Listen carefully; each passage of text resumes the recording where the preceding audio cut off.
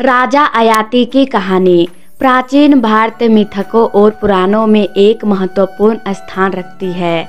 यह कहानी विशेष रूप से महाभारत और भागवत कथा में वर्णित है और हमें जीवन के नैतिक, धार्मिक और मानसिक पहलुओं को समझने की दिशा में एक अमूल्य मार्गदर्शन प्रदान करती है। राजा अयाती का जीवन एक राजसी जीवन के साथ साथ कई कठिनाइयों और परीक्षणों से भरा हुआ था, जिन्होंने उसे जीवन में महत्वपूर्ण पाठ सिखाए। राजा अयाती प्राचीन भारत के एक महान और शक्तिशाली राजा थे। उनका जन्म चंद्रवंशी कुल में हुआ था। वे राजा नहुस के पुत्र थे।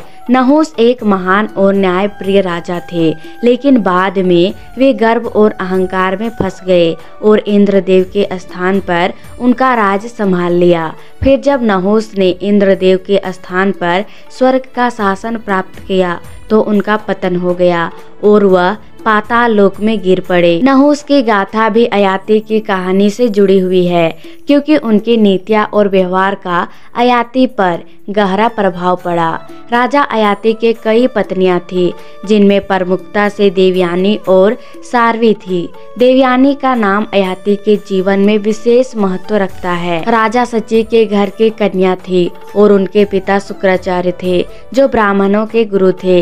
देवयानी का विवाह अयाती से हुआ और उनके पुत्र अयाती ने भविष्य में अपने पिता का स्थान लिया। साध्वी, जो एक सुंदर और विदुषी कन्या थी, अयाती की दूसरी पत्नी बनी और उनके साथ उनका एक पुत्र हुआ। राजा अयाती की कहानी एक महत्वपूर्ण भाग है उनका शाप। अयाती एक समय अत्यधिक मोह में थे और वे अपनी जवानी और शक्ति को सदा के लिए बनाए रखना चाहते थे।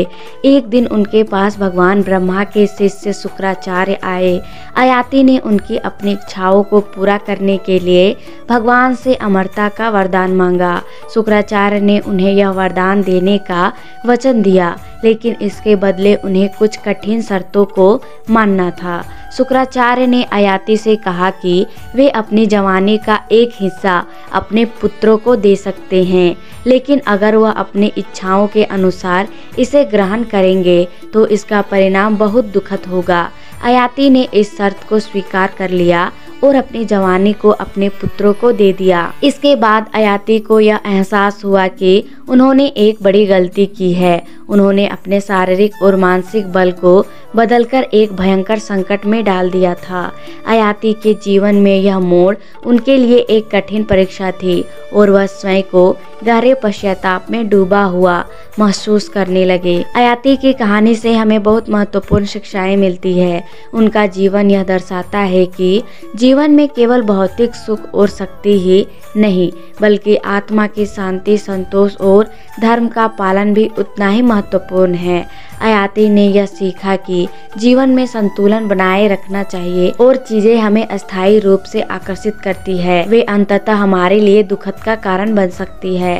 अयाती की कहानी यह भी बताती है कि मोह और अहंकार से बचने की आवश्यकता है, क्योंकि वे भावनाएं हमारी बुद्धि और निर्णय क्षमता को भ्रमित कर सकती है।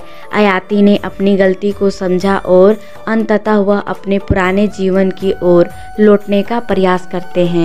अयाती का जीवन एक यात्रा की तरह था, जहां उन्होंने कई उतार चढ़ाव देखे। अपनी जवानी की प्राप्ति के बाद जब वह अपने जीवन के कठिन मोड़ पर पहुंचे तो उन्होंने अपनी गलती को समझा और भगवान से क्षमा मांगी। अयाती ने अपनी जवानी को वापस पाने के लिए भगवान से प्रार्थना की और उनका आशीर्वाद प्राप्त किया।